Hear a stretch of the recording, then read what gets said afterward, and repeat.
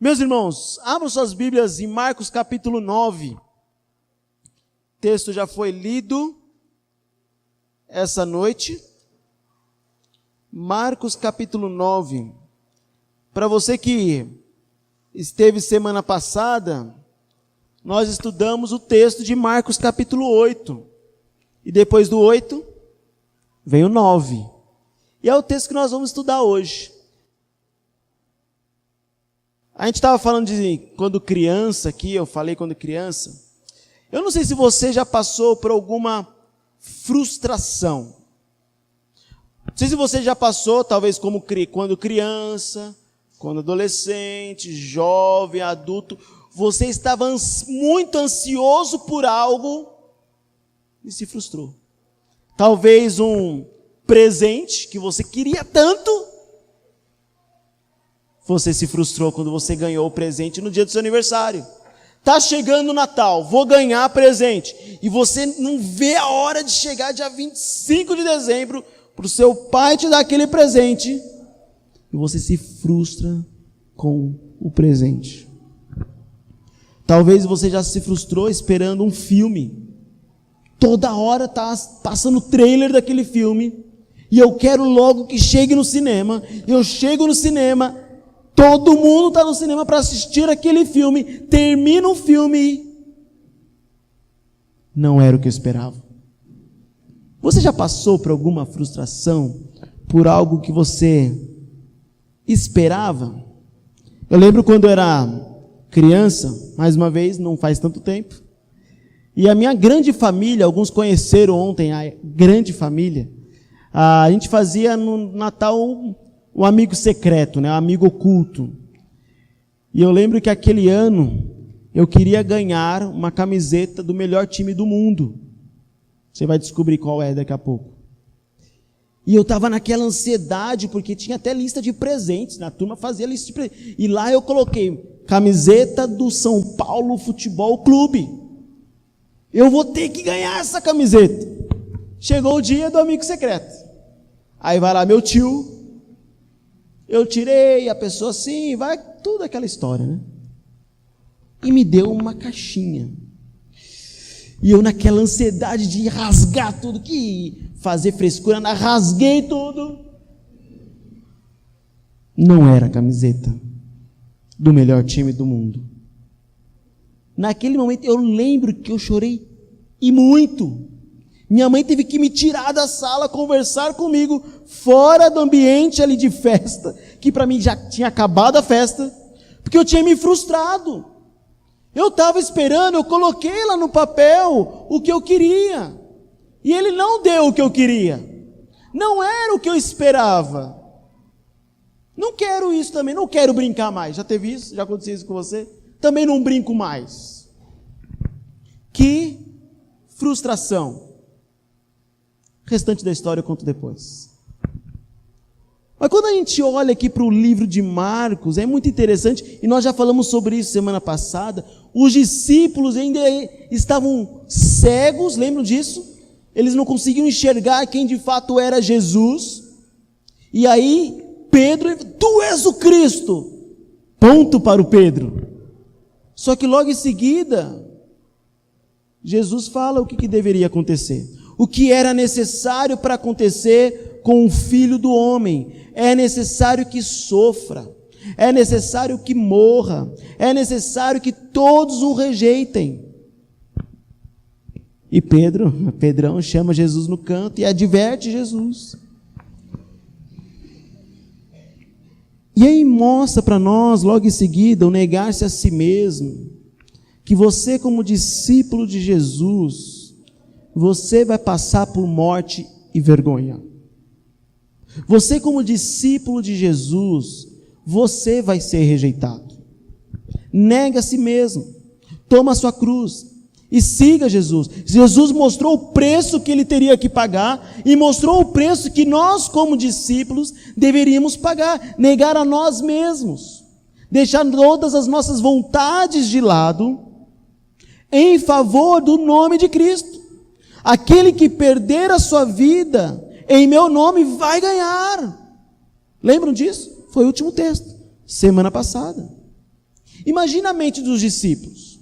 Eles encontram com o mestre, eles andam com o mestre, eles sabem que aquele é o ungido, o Cristo, o Messias, separado, o grande rei, o Salvador, mas daqui a pouco, esse grande rei vem falar que vai morrer. Não era isso que eu estava esperando. Imagina a frustração daqueles discípulos quando eles percebem que eles vão andar com o rei. Vai detonar tudo. Eu vou ser o cara, eu ando com o rei.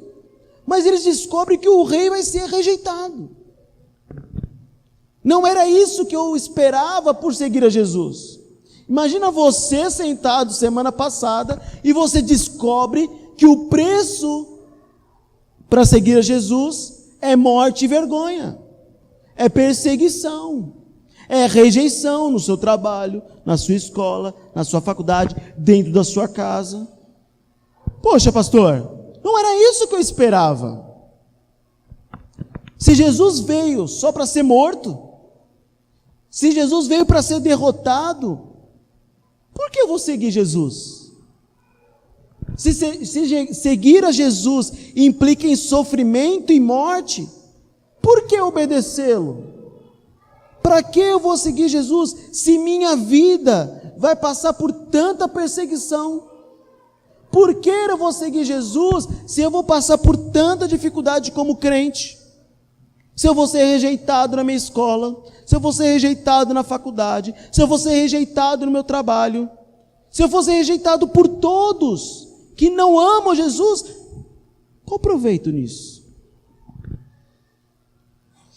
E é muito interessante que logo depois que Jesus trabalha isso no coração dos discípulos, é o que vem agora, é o que Jesus mostra agora.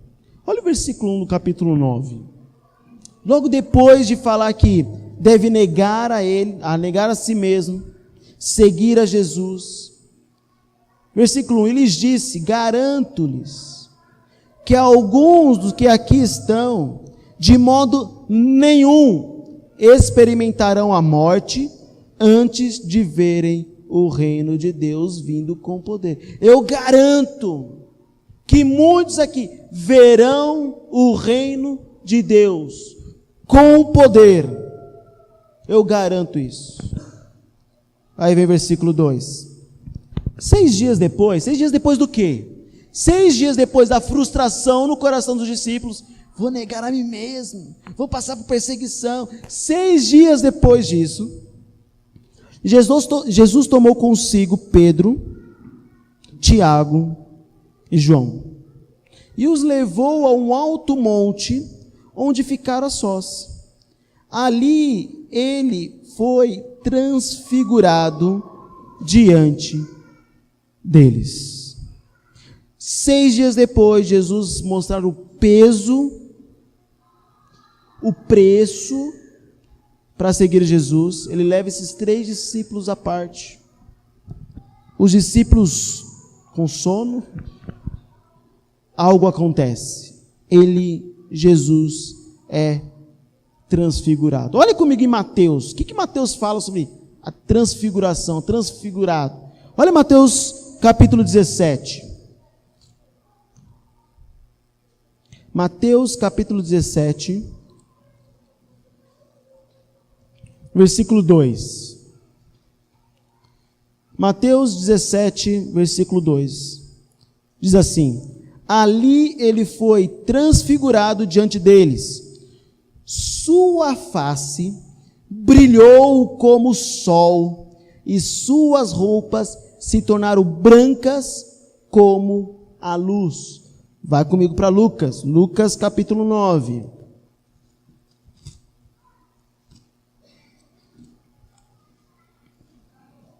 Lucas capítulo 9, versículo 29.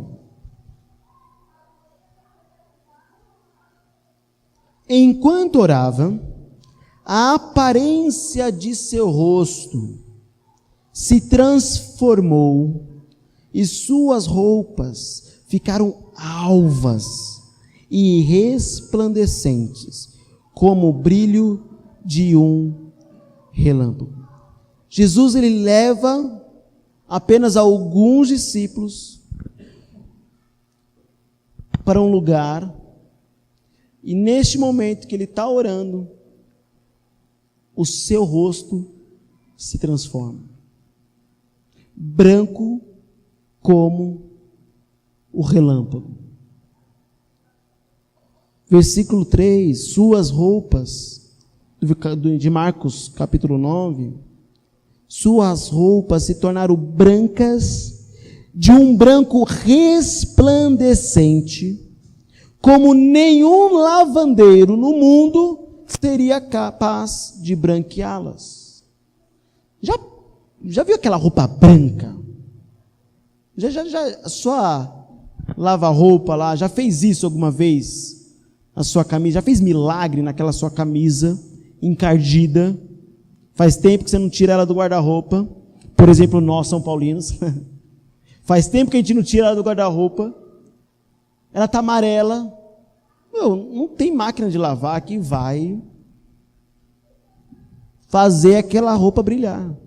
A roupa de Jesus, a ideia do resplandecente, era como o raio, era como o sol refletindo. Sabe quando bate o sol no metal polido assim e arde nos seus olhos? Era isso que estava acontecendo com o rosto, com a roupa de Jesus. Sua roupa resplandecia muito branco, mais do que é possível qualquer lavandeiro da terra branquear. Ou seja, a glória de Jesus não era algo terreno, não era algo normal. O que eles estavam vendo ali em Jesus não se via todos os dias. Era algo que vinha de Deus. Era algo que vinha daquele que é Cristo. Mostrava que Jesus não é daqui, esse homem não é daqui. Quem é esse homem? Brilho forte, que cega, afasta todas as sombras em volta, impossível de fugir, até mesmo que você feche os seus olhos. Logo depois que os discípulos conhecem o preço para seguir a Jesus, eles têm uma experiência de face a face com Cristo e olhar toda a sua glória.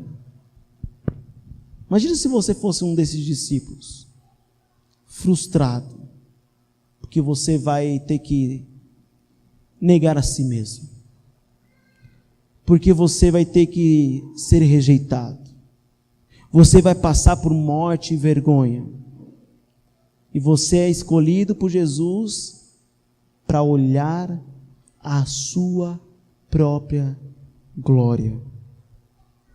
E versículo 4, que é mais interessante. E apareceram diante deles Elias e Moisés, os quais conversavam com Jesus. Gente, Moisés e Elias estavam ali. Para nós entendermos, é muito interessante ali no contexto. Moisés e Elias eram as pessoas mais importantes do Antigo Testamento. Como nós diríamos hoje, eram dois mitos. Duas pessoas fantásticas, que o povo olhava, Moisés e Elias, venerava, agora eles estão ali, ao lado de Jesus. Que trio é esse, meu amigo? Que experiência é essa que eu estou tendo agora? A implicação, e é interessante que o texto fala que Jesus resplandecia, e não fala nada de Moisés e Elias. Esse homem, Jesus, é muito maior que Moisés e Elias. Moisés e Elias são homens de Deus, dois mitos do Antigo Testamento, mas este homem, o Filho de Deus, ele tem a glória, ele tem o poder, ele é diferente, ele é maior. E olhando para os judeus, que tinham, principalmente os fariseus, que tinha o Antigo Testamento, a lei, a tradição judaica, a tradição humana tão grande, e muitas vezes rejeitando aquele que seria morto, seria rejeitado. É esse que eu vou seguir? Espera aí que eu vou te mostrar quem sou eu. Essa é a minha glória. Este é o meu poder. Eu sou filho de Deus e vocês vão me ver daqui a pouco. Eu sou maior que Moisés, maior que Elias. E ali no Evangelho de Lucas, quando a gente olha para esse texto, menciona que Moisés, Elias e Jesus, eles conversavam sobre um assunto que Jesus tinha acabado de mencionar, que era sobre a partida de Jesus. Eles conversavam sobre a partida de Jesus, um momento de glória, falando sobre o momento que Jesus deveria ser rejeitado. Mais uma vez, como falei semana passada, se coloque no lugar desses discípulos, que uma semana atrás, você se frustrou, porque você vai ter que pagar um alto preço, por seguir a Jesus. Você vai passar por morte e vergonha, você vai ser rejeitado, ele vai ser rejeitado, ele vai se entregar, eu vou ser rejeitado por seguir a Jesus, mas agora estou olhando algo que ninguém jamais viu, que meus amigos, discípulos não estão vendo, a própria glória de Deus. Imagina, se você estivesse nesse momento, qual seria a sua reação? Eu vou assistir tudo aquilo. Eu tenho Elias, o cara. Eu tenho Moisés, o mito. E tenho no meio Jesus, resplandecendo, mostrando a sua glória, mostrando o seu poder. E o que eu vou fazer? Eu vou sentar e assistir. Eu não vou fazer mais nada. Eu não quero perder isso por nada. Aí quem que entra em cena? Lembra? Tu és o Cristo. Pedrão. O que acontece com Pedrão aí? Desculpa você que é Pedro, mas Pedrão mais uma vez falando aqui, versículo 5. Então Pedro disse a Jesus: Mestre, respeito, Rabi, Senhor, é bom estarmos aqui. Maravilhoso. Bom estarmos aqui. É lindo isso. É bom nós estarmos aqui, mestre. Boa, Pedro, fica quieto aí. Mas ele continua: façamos 3 tendas, uma para ti, uma para Moisés e outra para Elias. Pedro interrompe a conversa dos 3, ao invés de simplesmente assistir. Eu acho que ele ainda não entendeu o papel dele como seguidor. Ele chama Jesus de Rabi, um título de respeito, significa mestre. Lá em Mateus ele fala que chama de Senhor, lá em Lucas, mestre. Ele não entendeu a cena que está acontecendo ali. A glória de Jesus, o Filho de Deus. E Pedro: é bom estarmos aqui. Aí cutuca João: ô João, ainda bem que a gente veio, né? Ainda bem que a gente está aqui. Imagina os outros lá que não estão vendo isso. Era importante eles estarem ali para observarem algo, para entenderem quem é Jesus. Mas não para fazerem nada. É para contemplar a glória. Eles na verdade não estavam acrescentando em nada, só estavam assistindo. Imagina só, construir cabanas. Que ideia foi essa, Pedro? Construir tendas. Com o quê? Galhos, folhas, túnicas. O que vocês têm aí? Não combinaria. Para quê? Proteger do vento. Vamos proteger esses 3 aqui que eles precisam de proteção. Proteger da chuva. Parecer talvez uma espécie de templo. Não comportaria. Nada comportaria aquela glória que estava sendo manifestada. Olha que legal, 2 profetas do Antigo Testamento, 2 homens fantásticos do Antigo Testamento estão aqui. Jesus, o maior de todos, eles vieram agora. O que vai acontecer? Agora nós vamos dominar tudo. Talvez aquele coração cego, lembra? Semana passada. Está meio embaçado. E agora está clareando, literalmente. Eles estão vendo quem é Jesus. Pedro, ele queria permanecer ali e começar um glorioso reino de Deus. Ali mesmo. É agora que vai começar tudo. Ficar desfrutando da glória com eles, maravilhoso. Ele não queria que aquele momento parasse por nada. Tudo que eles queriam de Jesus era essa glória, esse brilho, esse poder. Mas Pedro, essa glória, esse poder, é algo breve. É uma prévia de algo que vocês ainda verão. É uma prévia de algo que vocês ainda desfrutarão. Pedro, vai chegar a hora. Era a verdadeira glória de Jesus, mas era aquela que seria manifestada quando ele voltasse para buscar a sua igreja. Meus irmãos, os discípulos que estavam frustrados, talvez ali, por não querer ser rejeitados, agora eles entendem o resultado daqueles que serão perseguidos. Qual vai ser a herança, o pagamento,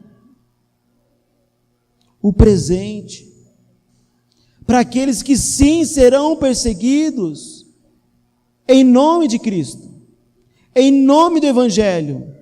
Tem algo que vem depois do sofrimento, tem algo que vem depois da frustração, e é a glória de Deus.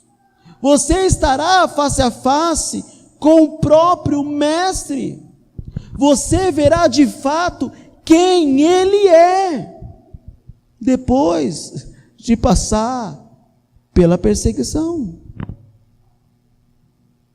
pelo momento tenso, pela morte e vergonha. Olha, continuando no texto, versículo 6. Ele não sabia o que dizer, pois estava apavorado. Imagina Pedro, ele não sabia o que fazer, ele estava apavorado, porque a glória de Cristo é tremenda. O que eles estão vendo, Jesus, roupas brancas, sua face transformada, a sua glória sendo mostrada. Ele estava apavorado, porque ali de fato, ele estava enxergando quem era Jesus.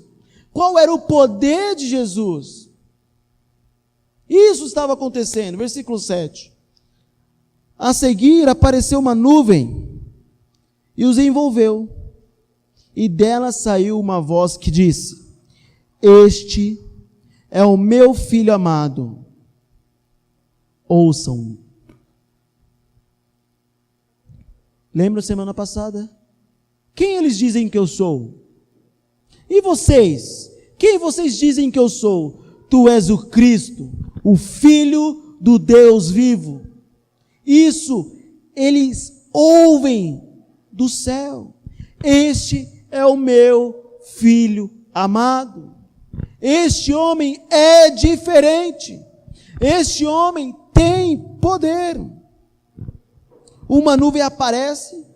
E é interessante que a nuvem aparece justamente quando Pedro está falando. A nuvem interrompe Pedro. Pedro, fica quieto. Fica quieto. Só ouve. E ele fala, né? Este é o meu filho amado. Ouçam-no. Pedro, acho que foi uma indireta para Pedro, né? Pedro, lembra lá atrás, 6 dias atrás, quando Jesus, o meu filho amado, falou que deveria ser rejeitado, que era necessário ser morto, era necessário ser rejeitado, e você advertiu? Pedro, ouve esse homem, porque ele é o meu filho. E se ele está dizendo para você, Pedro, que ele vai ser rejeitado, é necessário que isso aconteça. E se ele está dizendo para você, discípulo, que é necessário morte e vergonha, que é necessário que você perca a sua vida, perca os seus desejos, por amor a ele, é isso que deve acontecer, Pedro. Ouve esse homem, porque ele é o meu filho, ele tem glória, ele tem poder. Ouve este homem.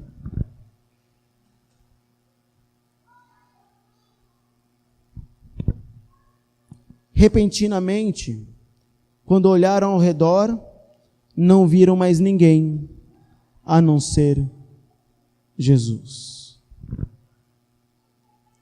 Algumas implicações para nós que somos discípulos de Jesus. Para nós que talvez nos frustramos ao saber que, lembra de ontem, o meu bezerro de ouro precisa ser jogado do lado. Eu vou sofrer por isso. Eu vou ser rejeitado porque eu não vou admitir neste mundo tantas sujeiras. Porque o meu Jesus diz assim: você vai ser rejeitado. O que essa história tem a ver conosco? Esse texto nos ensina que sim, tem algo maior, tem algo melhor do que tudo que você está vendo neste mundo. De lindo, de poder, de glória.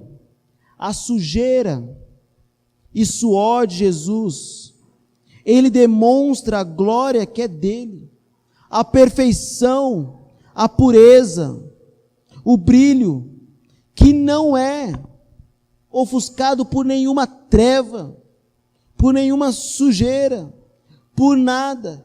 Isto é maior e melhor, e é isso, meus irmãos, que nos espera. Aqueles que serão perseguidos, sim, mas aqueles que se mantiverem fiéis, sendo sim perseguidos. Nós estamos vivendo neste mundo, esperando esta glória. Nós estamos esperando o momento que estaremos face a face com Cristo, que tem todo o poder. É isso que nos espera. Nós somos participantes disso. Aqueles que conhecem quem é aquele homem. Aqueles que sabem que ele é o Filho de Deus. Aqueles que sabem, sim, o que é necessário acontecer com ele. Aqueles que tomam a sua cruz e seguem a Jesus. Você faz parte disso. Você faz parte disso. O que eles viram foi uma prévia do que ainda viria.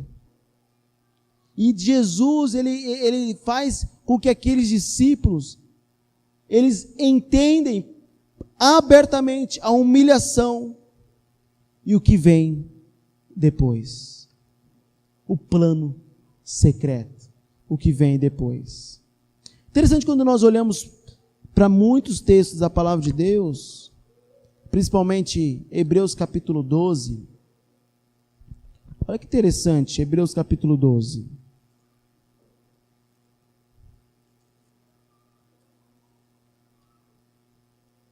Por que Jesus suportou a cruz? Por que Jesus suportou a cruz? Olha lá, Hebreus capítulo 12. Eu vou ler o versículo 1 e versículo 2.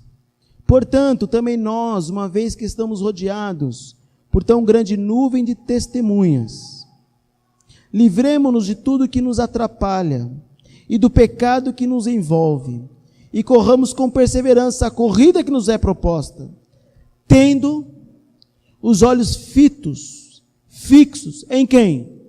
Em mim? Não, em Jesus, autor e consumador da nossa fé. Ele, pela alegria que lhe fora proposta, suportou a cruz, desprezando a vergonha, e assentou-se à direita do trono de Deus. Jesus, foi necessário que ele tivesse sido rejeitado, morto. Ele ressuscitou, porque viria a glória.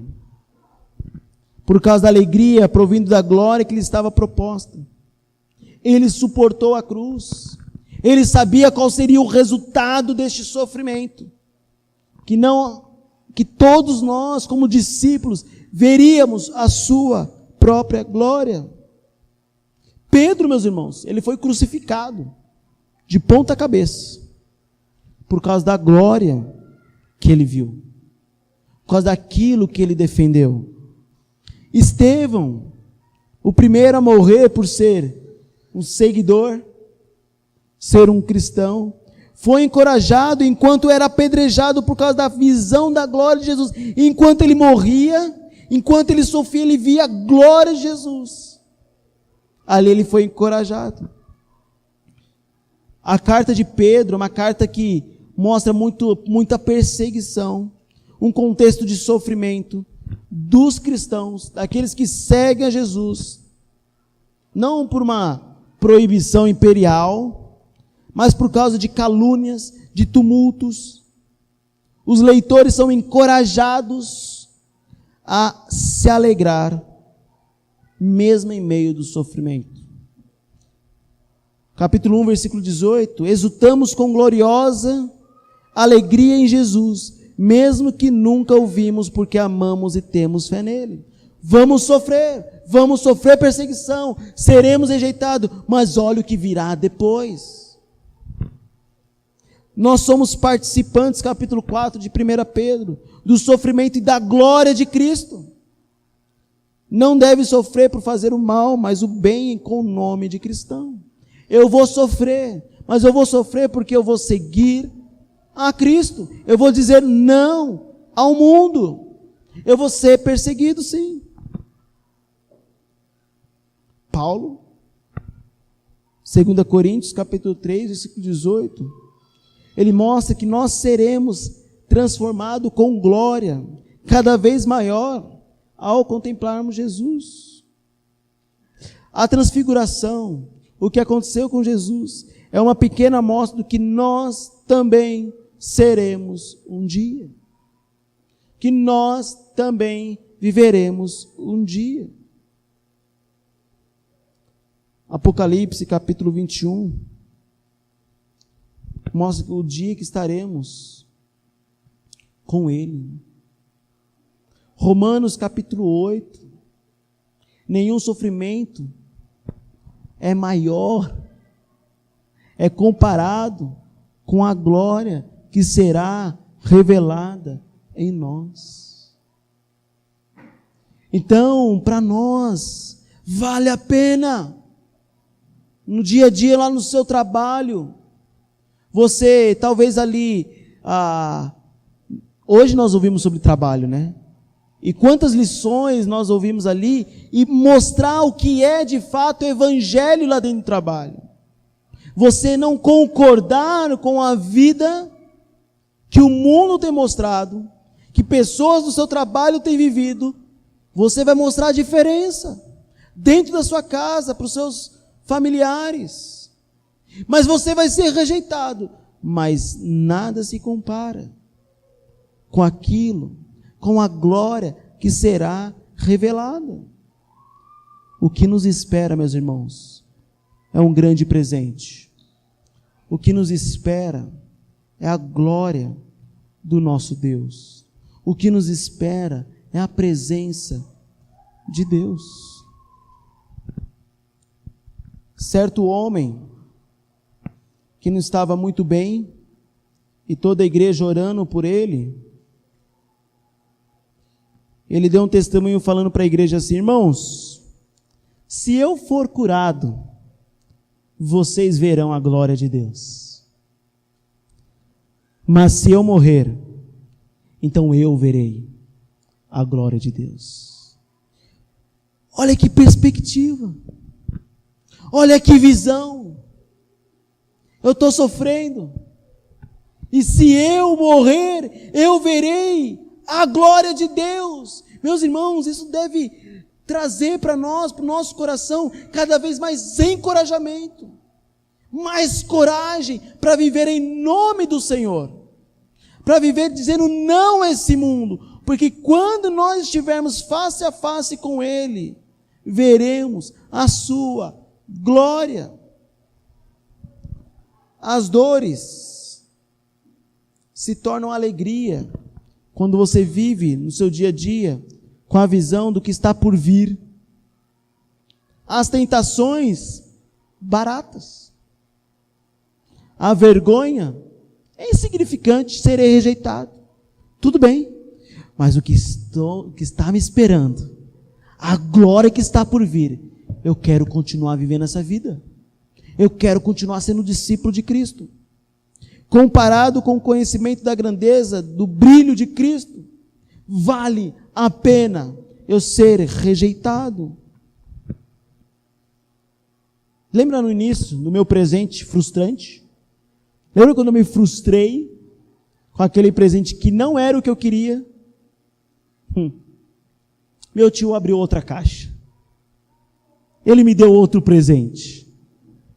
E era aquilo que eu queria. A noite foi maravilhosa. Chorei muito. Tive que levar uma exortação na minha mãe, chamada vara.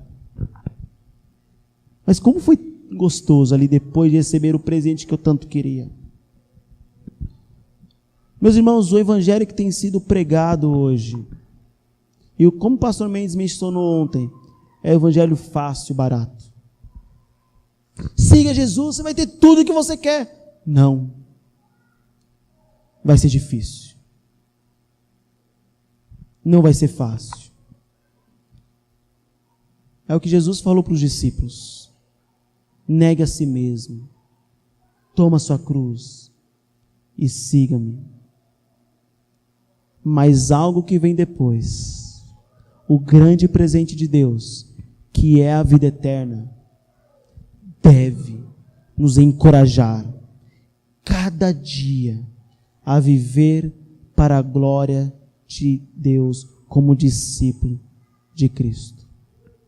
O meu desafio para a igreja essa noite é que durante todos os dias, cada dia, quando você acordar, antes de você sair de casa, lembre dessa verdade.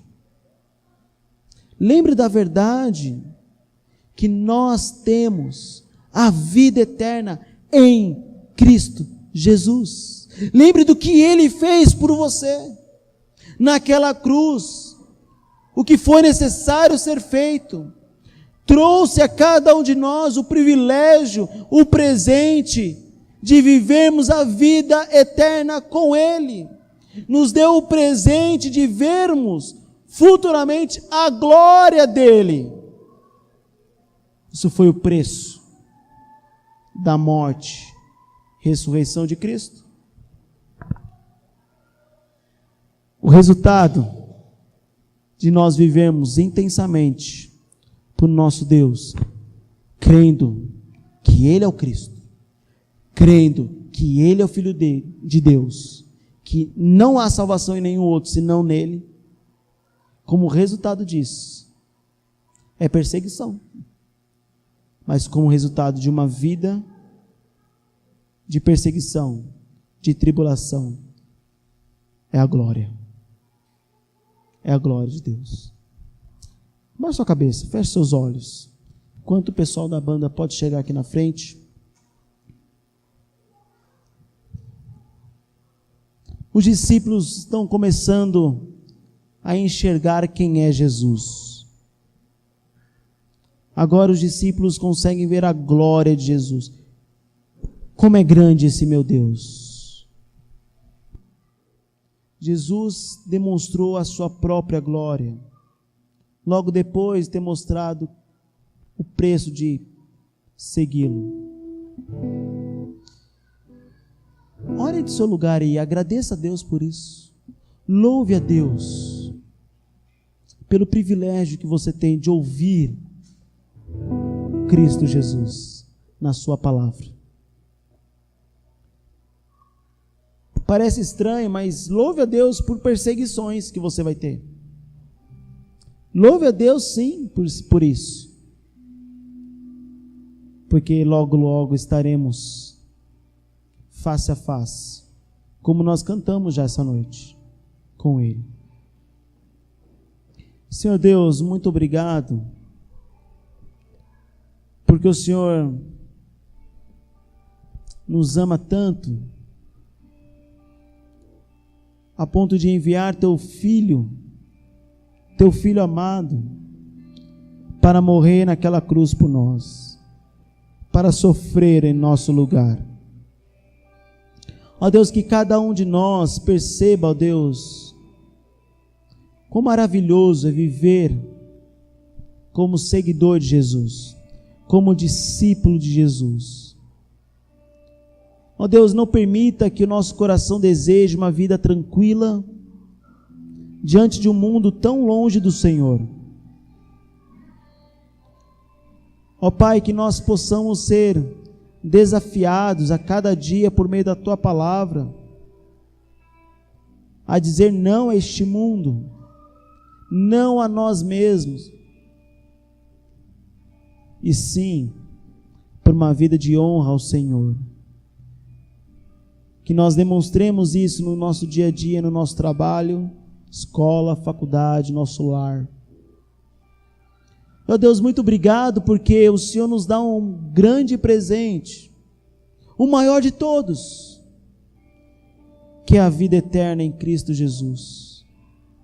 Obrigado porque nós temos a salvação em Cristo Jesus, porque um dia nós cremos que Ele é o único suficiente Salvador, e que nós possamos a cada dia perceber quão grande o Senhor é,